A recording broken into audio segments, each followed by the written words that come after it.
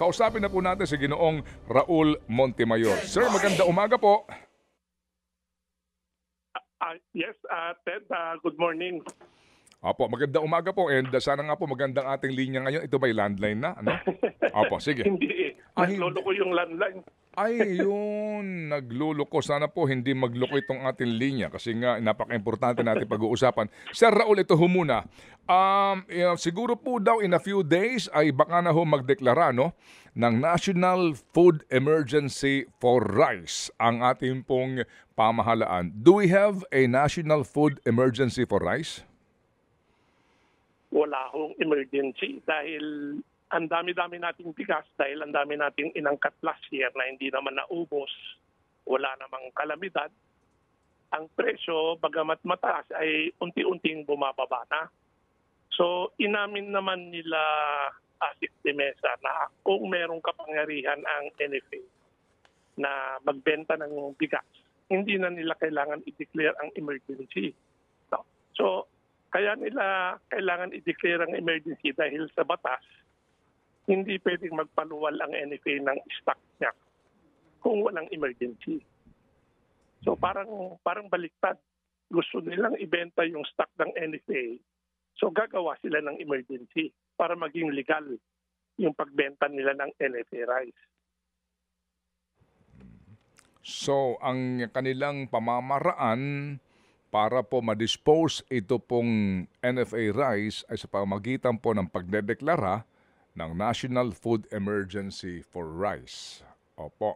Yes. Oo. Hindi naman po namin sinasabing mali, pero mukhang parang twisting the law, no? Pero maganda naman yung adhikain nila dahil naghahanap sila ng paraan na pababain yung presyo ng bigas. So ang solusyon nila, ilabas yung stocks ng NFA at ibenta na mas mura through the LGUs and Kadiwa, which they can do only if there is an emergency. Opo. Pero siguro ho maganda rin malinaw natin sa Raul na maging kahapon sa aming panayam kay Ginoong Larry Lacson, sinasabi niya na kaya naman din mas mura ang NFA rice kasi nga subsidized, ang sinabi niya 10 pesos per kilo ang subsidiya ng gobyerno sa pagbebenta nga ng NFA rice dito po sa LGUs, no, ang maging sa DSWD at ilang government agencies gaya po ng BJMP. Opo. So paluging benta, palugi. Imagine na kung 300,000 tons yan, 300 million kilos times 10 pesos per kilo ang lugi. Lugi sila ng 3 billion. So, ang question is it worth spending that much money? At saka, yung 36, kung gusto nilang pababain yung presyo ng merkado, walang negosyante ang papatol sa 36. NFA na nga, lugi. Lalo pa sila kung ibibenta nila ng malapit sa 36. Lugi silang lahat. Hindi nila gagawin yun. Hindi nila ibababa sa level ng 36 o even 38. Yun ho kasing sinasabi din ng katwiran po ng DA at ng NFA kasi sa halip na masira ito, sa halip na mangamoy itong old stock na ito ay dapat nang ma-dispose ASAP. Ano po masasabi niyo ron? Actually sa batas, maliwanag doon na kung malapit nang masira yung bigas o paparating na doon, pwede actually nila i-dispose but through auction. Nakalagay dun sa batas, through auction. Kasi nga naalala nyo, Ted, last year, natanggal pa nga yung administrator dahil ibinenta na yung old stock sa 25 pesos. Kaya nung inimindahan nila yung RTL, yung Rice Tariffication Law, tinanggal nila yung option na ibibenta yung old stocks through negotiated sale. Kailangan auction lang. No? Pero meron pang isang provision dun sa batas na sinasabi na kung merong emergency, pwedeng ilabas yung NFA stocks not through auction but through negotiated sale sa LGU at Kadiwa. Yun ngayon ang pinupuntiryan nila para hindi sila mapilitan mag-auction dahil pag-auction nga naman, pataasan ang presyo, baka ibenta yung NFA rice sa mataas na presyo. So it defeats yung purpose na pababain yung presyo ng bigas.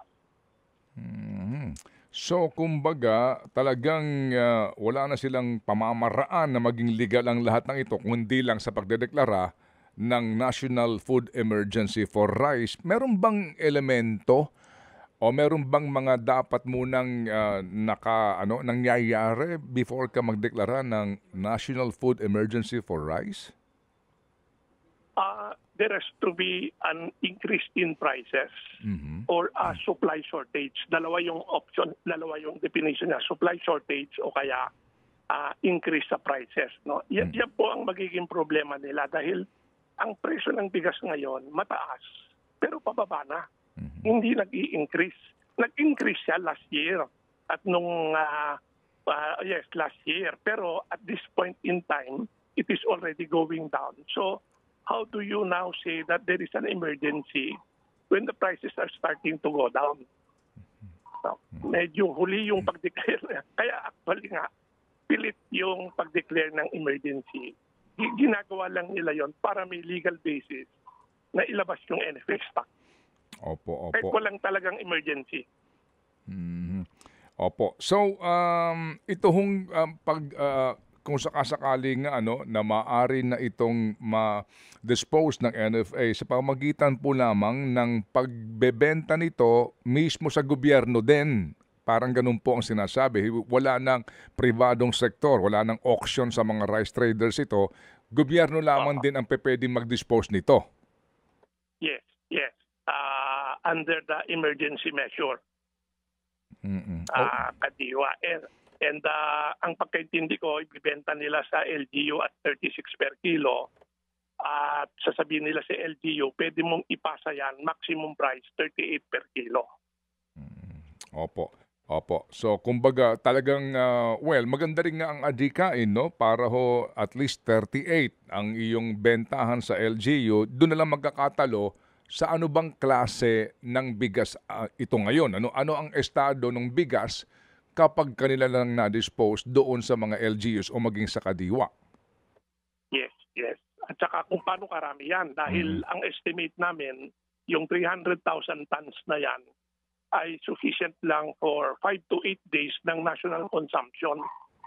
Mabilis maubos yan kung ilalabas nila lahat. No? And ang next danger dyan, pag nailabas na lahat yan, wala na silang buffer stock or calamity.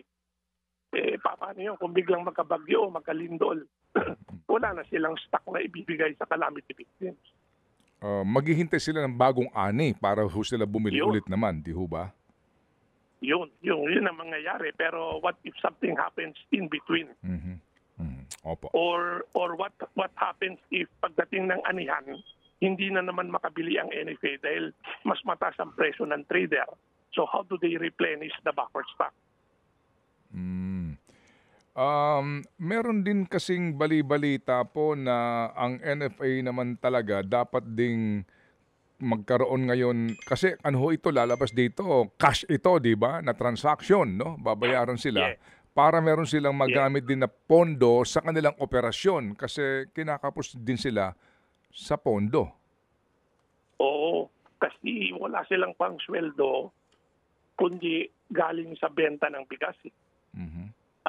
Kaya dito napipressure sila ngayon na ilabas yung stocks nila, hindi lang yung aging, pati yung ibang stocks para makapagbenta sila ng bigas at meron silang pangsweldo.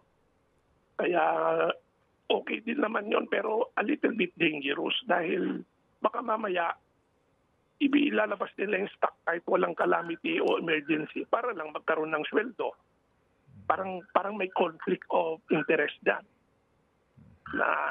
At pangalawa, pag nagbenta kasi ng stock yung NFA, yung benta nila ay pumapasok as corporate income. Na pwede nilang gamitin sa kahit ano, hindi nila kailangan ibalik yon dun sa pondo sa pamimili ng palay sa magsasaka. Aasa na naman sila sa new appropriation ng Congress for another fund to buy new palay. Pero yung dating binigay ng Congress last year, pwede nilang gamitin yung sa sweldo at iba pang bagay at hindi nila kailangan ibalik doon sa procurement fund nila. Pero pwede rin po ibalik doon? Hindi nila ginagawa yun Dahil corporate income na daw yun Hindi naman, pag once it's corporate income, it is not anymore a procurement fund. Okay. Sige po. So, ito po namang MSRP, sir. 58 pesos. Nagsimula na daw ho ito kahapon. And in 2 weeks' time, ay ibababa nila sa 55. Ito pong imported rice. But basically nga po, kapag sinabi mong 58 ngayon sa imported, yan po ay pumapatak at doon sa kanyang klasifikasyon na special and premium rice. Ano po ang inyong take dito, sir? Mataas pa rin yung 58, no? Kasi nakita namin sa datos ng Philippine Statistics Sandali po, Authority. Sir Raul, sandali lang po kasi yung aso medyo narinig natin. I hope you don't mind. Ano po, baka lang, sorry sir, masyado akong demanding. Kasi itong ating panayam na ito, gagamitin din po natin sa mga pagbabalita ito. Kaya dapat nga po medyo maganda-ganda ang ating pong audio, kumbaga. Sorry sir Anyway. Okay, sige po. So, 58 po and then in 2 weeks time daw po 55. Yes. Noong wala pa kasing crisis, ang diferensya ng import cost at saka retail cost ay mga 14 pesos lang. Kasi mula sa importer, nada ng wholesaler, retailer, dealer, ganyan. Plus 14 pagdating sa consumer. Pero ito ngayon, pagamat binabaan yung taripa, nakatipid yung mga importer, yung margin lumobo ng 18 to 20 pesos. Lumaki yung patong ng mga nasa gitna. And that explains why mataas pa rin yung presyo ng bigas. Kasi yung natipid sa tariff reduction ay naipit doon sa bulsa ng mga importer at wholesaler. Lumalabas sa data ng Philippine Statistics Authority, hindi masyadong namimihasa yung retailer. Ang malaking portion ng pagsasamantala ay mukhang nangyayari sa kamay ng importer or wholesaler. Kaya ang parang sakpan lang namin, may SRP, may unlabeling, may pagpapaluwal ng NFA rice, pero walang pagtutugis doon sa nagsasamantala. Bakit? Yun po ang inyo pong katanungan dahil tukoy na naman, kumbaga, kung sino ang nakikinabang dito po sa pagpapababa sa taripa sa inyo pong pagkikwenta, ay umabot na ito sa magkanong halaga, Karaul? Sa ngayon, ang pwede pa nilang ibaba yung presyo ng 4 to 5 pesos per kilo. Babalik lang yung kita nila sa dating level. No? Hindi sila malulugi kasi extra, yan yung taripa, yan yung savings sa tariff na hindi nila ipinasa sa consumer. Kaya yung 58, bawasan mo ng 4 o 5 piso, pwede pang itulak yung bigas na yan sa magkano, 50, 53, 52. Kita pa rin yung mga negosyante dyan. Kaya nagtataka ko, bakit pa sila maghihintay ng 2 linggo para ibabayan? Parang sinasabi mo doon sa mga nagsasamantala, bilisan nyo yung pagsasamantala nyo kasi after 2 weeks, ibababa ko na yan. No? Parang what for? Klaro naman na mayroong pagsasamantala. At maliban doon, madali nilang tukuyin dahil yung almost 80% ng imports, 20 importer lang ang nagpapasok niyan. Hindi tulad ng hahabulin yung retailer, mga 40,000 retailers yan. Paano mo ibibilanggo yung mga yan? Ito, 20 lang yung investigahin mo. Tumbukin mo saan nila binenta yung bigas, sa anong presyo, at yung bumili sa kanila, saan naman pinasa yung bigas. Madali lang actually gawin eh. Pero bakit hindi nila ginagawa? Yun ang parang nagtataka ko. Ang dami-dami nilang mga panukala, magpapalugi pa ang gobyerno sa NFA rice. Pero itong mas simpleng paraan pa matugis at medyo matakot yung mga nagsasamantala, parang hindi nila ginagawa. Ewan ko lang kung bakit. So, going back dito po sa inyong komputasyon, sa dapat talaga na presyuhan ng imported rice, hanggo dito po sa 15% tariff na lang, magkano po ang foregone tariffs sa inyong pagkakwenta at yung pong halagang yun ang inyo po sinasabi na hindi napunta sa kapakanan ng taong bayan kung hindi napunta sa bulsa ng importers and wholesalers? Opo, kinumpit namin galing sa datos ng Bureau of Customs kung ilan ang pumasok. Ang total tariff na nawala dahil binaba nila yung taripa to 15% is 14.4 billion in 6 months from July to December 2024. 14.4 billion. May portion doon na kasi medyo bumaba rin naman yung presyo ng bigas pero konti lang.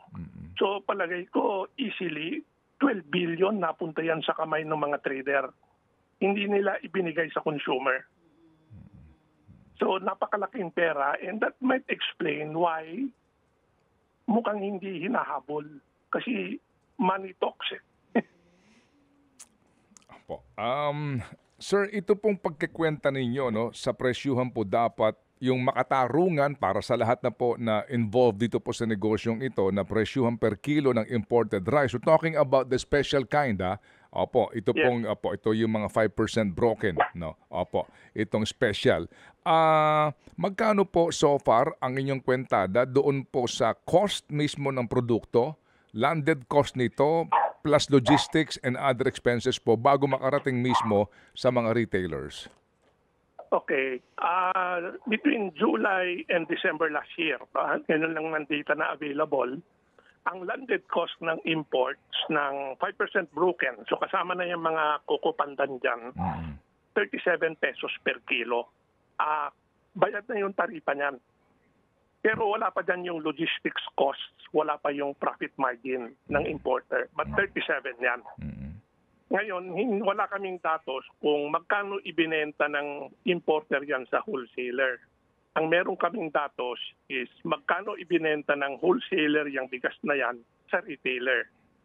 At yun yung sinasabi kong margin na from the importer up to the time that the wholesaler sells to the retailer, naging 12 pesos per kilo ang margin, na dati ay 8 piso lang yan.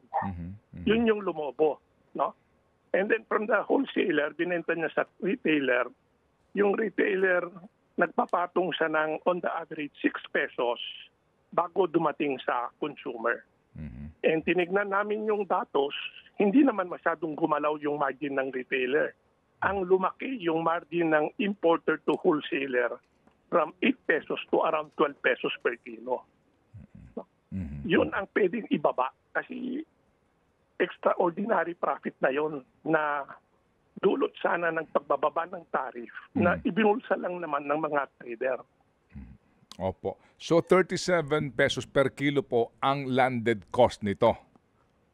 Plus tariff na po. Plus Opo. tariff, At kasama na po dito yung sa ngayon na 15% tariff na lang. Yes, yes. Okay. Sige po. So pag binawas po natin dito yung 15%, mga magkano kaya ito per kilo, sir? Let me see.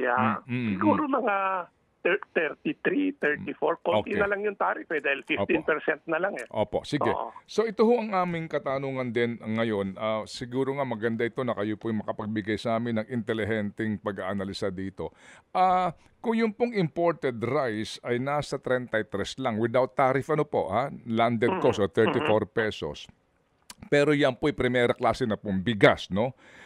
Bakit po ang local rice natin ilagay na po natin lamang dito po sa bantay presyo mismo ng DA doon po sa well-milled. Hindi pa ito yung special, umaabot po ng 53 ang per kilo. Yung pong premium ay umaabot ng 58 at yung special umaabot ng 63 pesos. Bakit po yung imported na isinako mo, sinakay mo ng barko, biniyahe mo, nagbayad ka ng taripa, nag-logistics pa papunta doon sa bodega ng importer, etc., etc. Sa bandang dulo po, 58 ang bentahan ngayon, tubo pa sila doon, habang ang ating local rice, mas mahal pa sa imported. Sinasabayan nila, Ted. Kasi yun ang kalaban nila sa merkado, yung imported. Kung 58 yung imported, may mga consumer na mas gusto yung dinurado o sinandoming na local kasi bagong ani. So parang itatapat nila yon dun sa imported na 58, gagawin nilang 60. Yun ang basihan nila. Hindi yung cost ng pamimili ng palay, pero ano yung pinakamataas na presyo na pwede nilang ibenta na pwede silang lumaban sa imported rice. No? Mhm. So, ganun po ang nangyayari ngayon. Kung ibababa yung presyo ng imported, baka sumabay din yung local pababa. Kaya, Mm. in a sense, may punto rin yung SRP. No? Mm, mm, mm, mm. So pupuwedeng, ang maging epekto rin po noong MSRP ay para humabol yung local. Bagamat bakit hindi isinasama sa MSRP ang local? Yun din kasi pag hindi mo sinama yon, paano kung yung imported ay labelan nila ng local, ano mo nalalaman? O kaya ihahalo nila sa local. So maraming pwedeng mangyaring palusot kung yung isang klaseng bigas ay may MSRP, yung iba ay wala naman. Mm. Hindi nga kasi Kaya, kasi nga po itong MSRP, Karaul, ay para lamang sa imported rice. oo nga, oo. Meron pang isang nakakabahala dun sa profiteering law, yung Price Act, at saka itong anti-economic sabotage. Mhm. Sinasabi na kasi doon na ang profiteering ay selling at more than 10% ng presyo sa nakaraang buwan. Yun ang definition nila ng profiteering. Kung ganun ang definition, wala kang mahuhuli ngayon na profiteering dahil hindi naman tumataas yung presyo ng bigas ng more than 10%. Bababa pa nga ng konti. Pero merong nagpo-profiteer dahil mahal eh. Hindi dapat ganyan ang presyo eh. Opo. So, dito po sa local rice pa rin na issue, dito po sa bantay presyo, sa imported, yung well-milled, 40, 52, sa local ay 37 to 50. So, itong, Yes. opo, ito hong regular milled, no? Ito ho yung hindi ho kagandahan, ano? Pero pwede na para sa pangkaraniwang wala ho talagang pambili po ng primera klaseng bigas. Bakit po yun pa rin ang aming katanungan? Bakit pareho pa din ang kanila pong halos, ang kanila pong presyo? Gayon, ang imported nga, ay biniyahe mo pa habang itong local, dito lang sa atin. Yun na nga eh. Tsaka medyo there was a time nung nagkaroon ng bagyo last year, bumagsak ang presyo ng palay. So nabili yung palay ng mura-mura. Mhm. At yun na nga, kung ako yung negosyante, nakabili ako ng palay na mura, pero nakita ko na yung kalabang kong imported ay nasa 58, hahabulin ko yung presyong yun. Kahit na pwede ko naman ibenta ng 52 o 50, Mm. ipi-58 ko para malaking kita ko. Di ba? Parang ganun yung market behavior ng negosyante, profit maximization, sabi nila. Kaya kaya kung magbebenta yun lang, pag nagbenta yung NFA ngayon ng 36, parang iitsapwera yan ng mga trader dahil ng una, walang magbibenta ng trader at 36. Lugi yon. Sobrang baba na yon. In fact, lugi ang NFA ng 10 piso eh. At hindi naman yan masyadong maraming volume. Kaya we'll see kung merong epekto. Maybe the MSRP, itong pagbibenta ng NFA rice. Pero again, sabayan mo dapat yan ang pagtutuligsa at pananakot dun sa mga nagsasamantala. Kasi babalik at babalik yung mga yan kung nakita nila, hindi naman pala sila habulin. Oo, sila nakakalusot nga continuously Yes. dito sa kanilang trade na ito. Going back dito po sa sa diferensya ng imported tsaka local, ang pinakahuling datos po na nanggagaling sa gobyerno, almost 20% ang ating pong pangangailangan sa ating rice consumption sa imported rice, 80% po ang local. So lumalabas po sa inyo pag-aanalisa na yan na yung mahal din ang presyo ng local kasi humahabol lamang sa presyo ng imported o talaga may kinalaman din ito talaga sa cost of production? Even if i-consider mo yung cost of production, mataas pa rin yung 58 sa local. Mhm. Kasi ang cost of production, ilagay mo na sa mga karaniwang farmer, siguro mga ilagay mo 20 pesos per kilo. Hindi na medyo ka na yun. Medyo mahinang farmer na yon, 20 pesos per kilo yung palay na. So dapat yan, yung, 20 pesos yung cost of production niya. Pero pag binenta niya yan, kailangan mga 25 para may kita siyang 5 piso. No? Kung 25 yung bili mo ng palay, ang presyo mo ng bigas, nasa 50 lang dapat. So, pero kung ako yung trader, ba't ko bibenta ng 50? Pwede ko ibenta ng 55 o 58. Yun po siguro ang nangyayari dyan. Nagpapakiramdaman yung local rice at saka yung imported. Opo. So dito po ngayon sa cost of production naman na sinasabi din po ng gobyerno ngayon na meron na ho tayong Rice Competitiveness Enhancement Fund, no? Meron na po tayong ganito pong uri din na pinagkukunan po ng pera na sinasabi po na nakakatulong naman daw para pababain ang cost of production ng ating pong palay farmers. Ito ba'y nararamdaman po ng inyong hanay? Bahagya lang. Very minimal. Tinignan namin yung datos. No? Unang-una yung production natin, bagamat medyo umuusad ng konti, napakaliit yung aumento niya every year. Hindi siya nakakahabol sa population growth. No? Pangalawa, yung yield per hectare, yung ilang kilo ang inaani bawat hektarya, napakaliit din dan ang pag-usad. No? So mukhang yung bilyon-bilyon na ginagastos nila sa RCEP at saka regular fund, kailangan reviewin nilang mabuti yan. Mukhang hindi tumatalab eh. Ilang taon na yan, 5 taon na yan na mayroong RCEP na 10 billion plus extra tariff, etc. Something wrong in the program. Bakit hindi significantly nag-i-improve yung yield at saka yung cost of production natin? Kaya ang number one sign na hindi gumagana yung mga intervention na yan is bakit palaki ng palaki yung importation natin? Diba? Kasi kung maganda yung epekto ng mga programang yan, dadami ang local production, liliit yung pangangailangan natin ng imports. Pero baliktad po ang nangyayari, palaki ng it's now 4.7 million tons. In 2019, we were importing only 1.5 million tons. No? Times 3 na po yung inaangkat natin ngayon mula nung nag-umpisa yung rice tariffication law. Opo.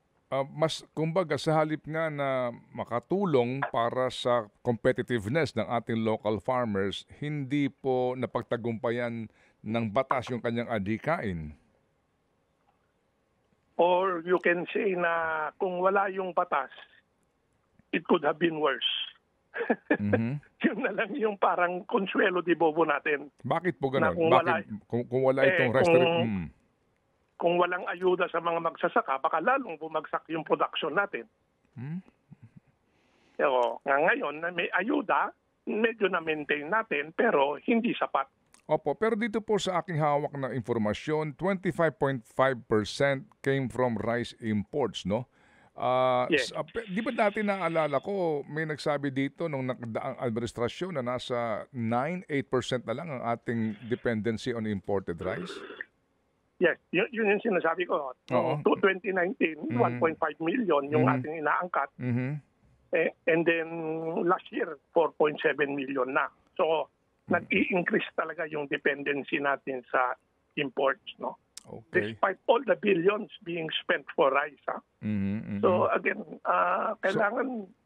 So nasa na problema? Nasa na problema po kung ganun kaninyo na kahit papaano nakakatulong itong rice tariffication law na ito, pero yun nga, sa halip nga din na sana bumaba ang ating import, palaki ng palaki, nasa na problema? Yun ang dapat pag-aralan, no? At isa rin yan, yung parang chicken and egg yan. Pag umangkat ka ng marami, babagsak yung presyo ng palay, kahit bigyan mo ng ayuda yung magsasaka, mawawalan sila ng gana na magtanim ng marami. Kasi palugi lang. No? Kaya ano bang unahin natin? Or paano natin pagbabalansin yan? Sa ngayon walang balance eh. Kasi ang sinasabi ng gobyerno, okay, 15% ang tariff na binabana namin, no limit. No? Kahit ilan yung ipapasok nyo, okay lang. O so pag ganyan, babaha yung imported dito. Pagdating ng anihan, bagsak ang presyo ng palay. Susunod na taniman, parang tamad na yung farmer dahil hindi siya kumikita. Sige po. Sir, sa ngayon po kasi no, itong DA budget, ito hong naaprubahan no ng BICAM ay only 124 billion. Nabawasan to ng 20 billion ha. Yes. Mas malaki pa po yung 288 billion na insertion sa DPWH budget no, na nadagdag. So ano po ang take nyo Oo. dito po sa parang binabaan pa ang budget for agriculture? Yun na nga eh. It's sending the wrong signal sa nung itinutulak nila yung mga rice tariffication law at kung ano-anong programa. Sabi, we give full support to the farmers, etc. Mhm. Pero pagdating sa budget, kinaltasan pa. Mhm. No? Mhm. So, pero at the same time, sasabihin ko rin na kung minsan hindi naman sa dami ng budget yan, pero kung paano mo ginagamit. Mhm. No? Kasi kung mali yung programa mo, gagatungan mo pa ng malaking pera, lalo kang nasasayang yung pera natin. Mhm. Mhm. Pero still, reducing the budget of agriculture gives the wrong signal to farmers.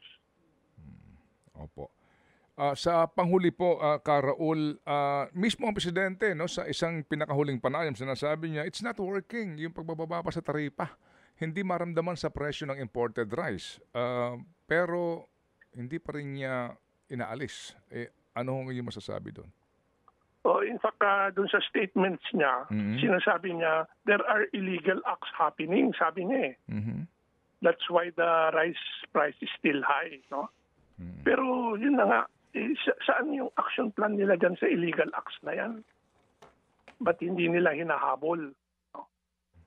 So, yun lang ang kwan. It has to be part of the solution dahil kung puros SRP, kadiwa rice, pero hindi mo ina-address yung root cause ng problem, which is actually profiteering, then you are not really solving that problem. Opo.